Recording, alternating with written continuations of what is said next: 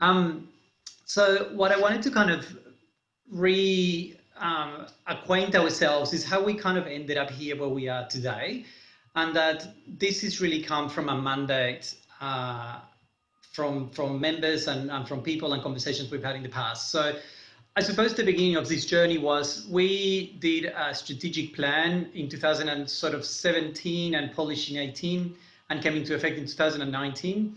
One of the main things that we talked about in the strategic plan with the few organizations that cared about QFCA back in 2017 was to really tell the story of citizen-led community transformation through neighborhood centers, but also how community development had been lost, as has been said, and how QFCA could provide that leadership in reintroducing community development as the methodology for work in neighborhood centers.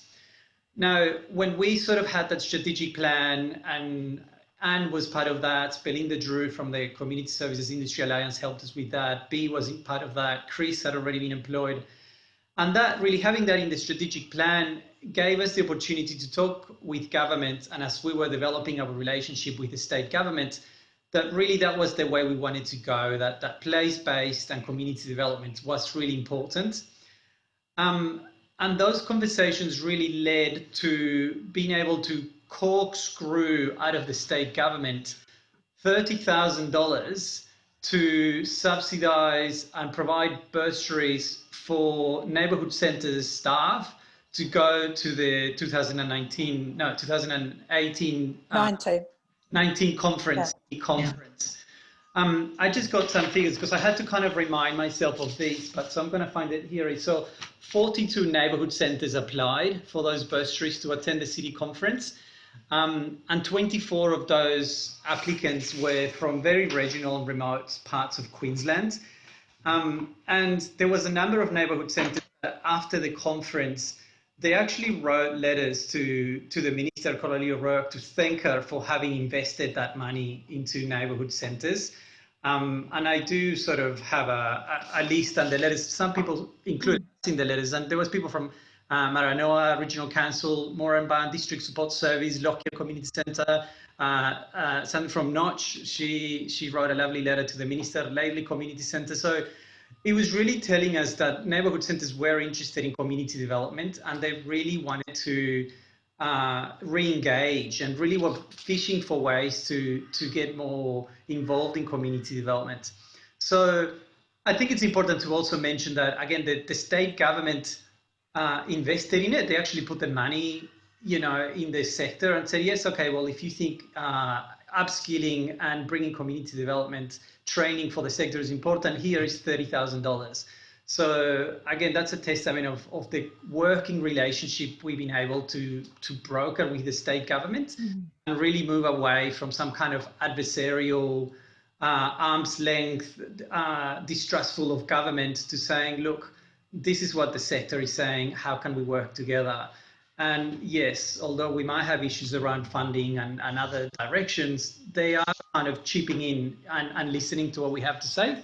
So when we look at this, what we have in front of us, so, the strategic plan, we started to move in a community development direction. That was coming from the membership itself.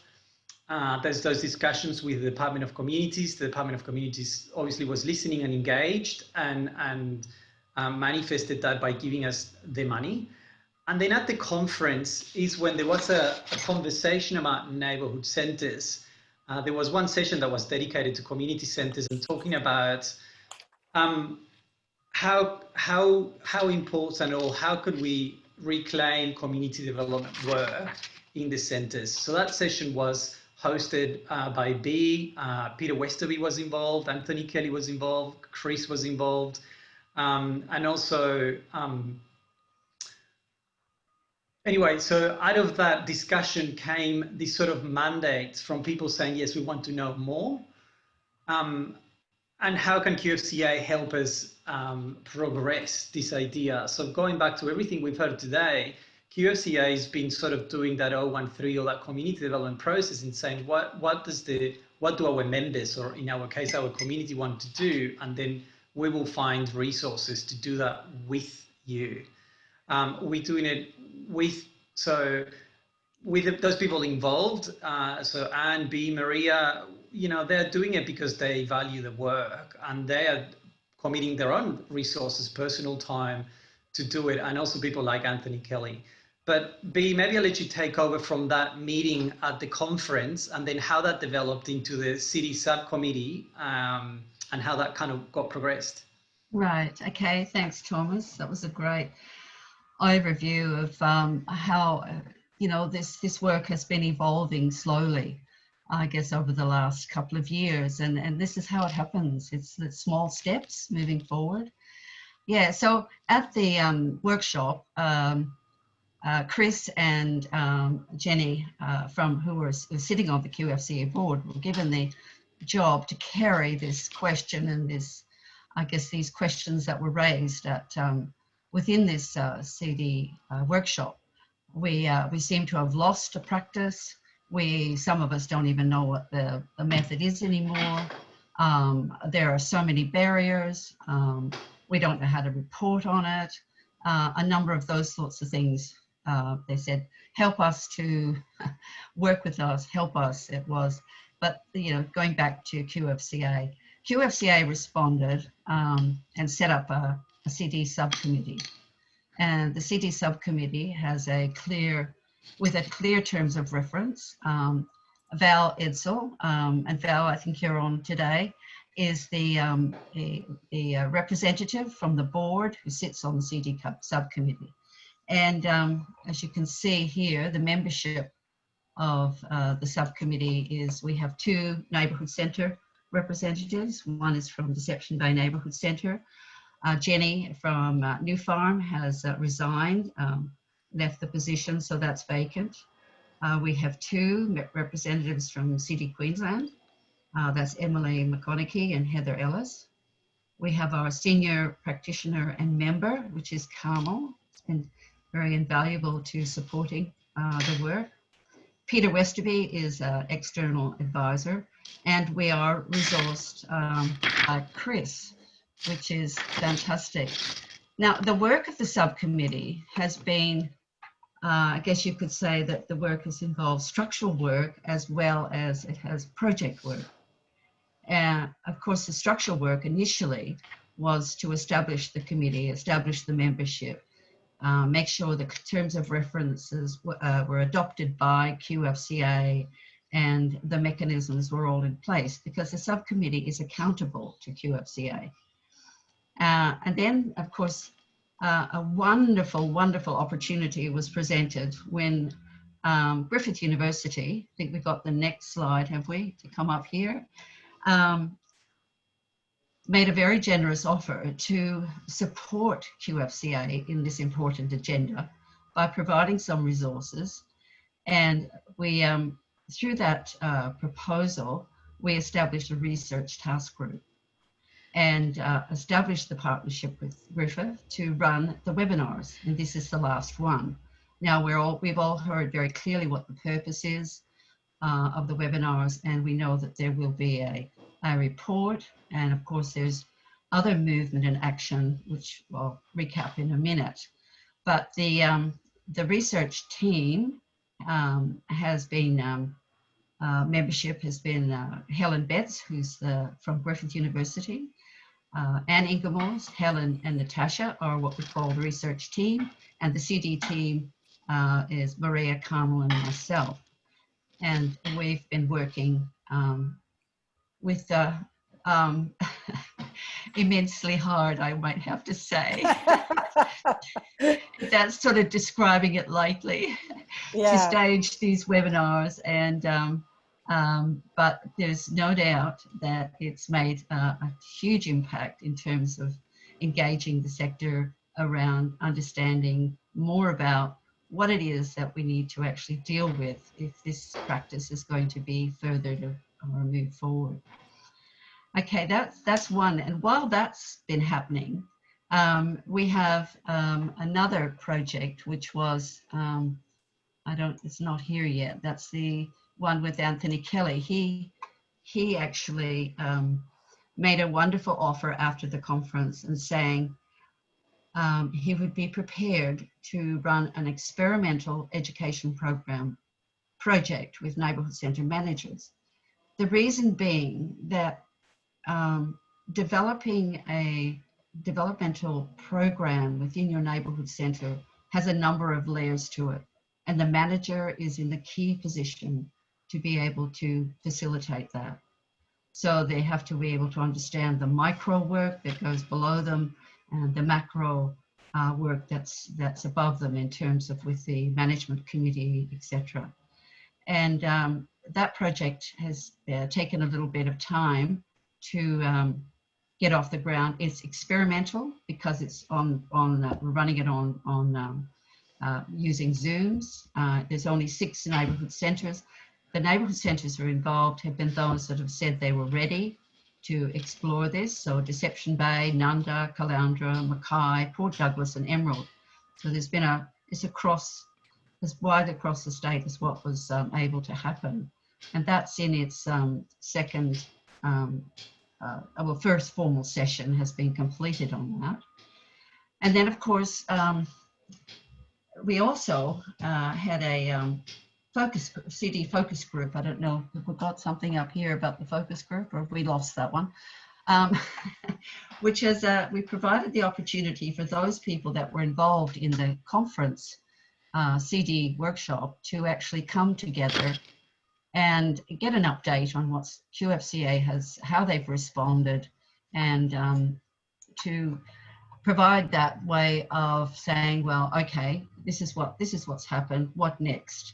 And of course that opened the door for the small group that came together to say, we want to keep engaged, we want to keep the discussion going.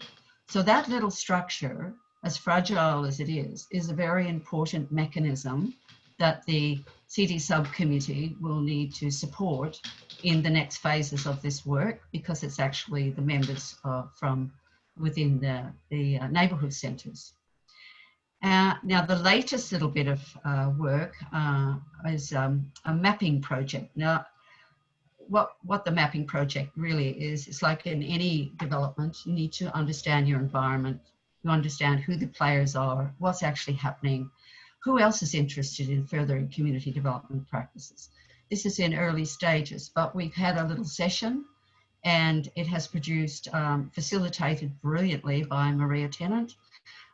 We have identified a number of really important opportunities which will need to be explored, which alludes to the fact is that there will be further work.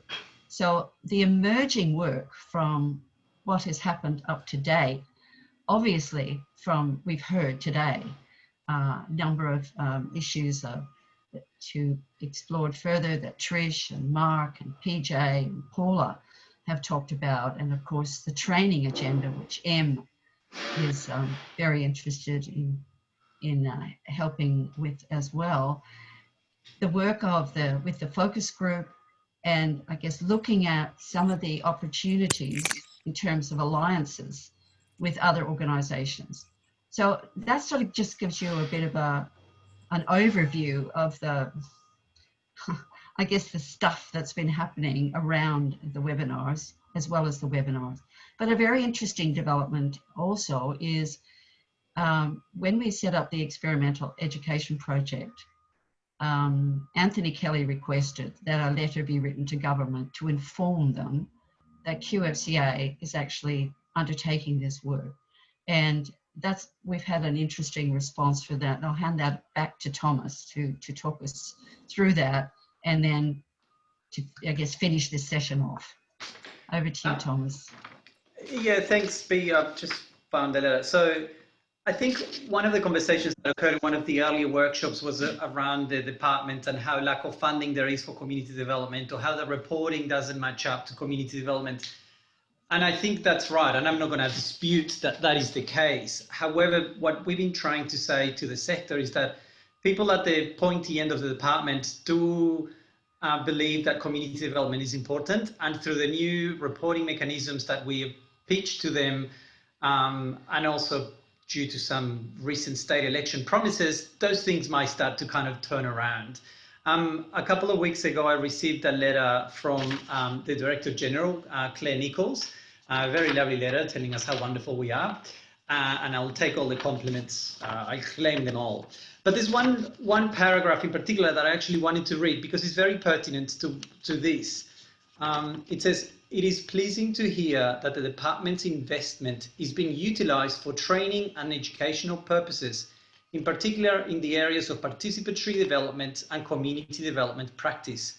Place-based, resident-led, tailored solutions are integral to supporting communities, particularly those impacted by natural disasters, drought, experiencing disadvantage, or facing challenges. This work is especially important as communities recover from the impacts of COVID-19.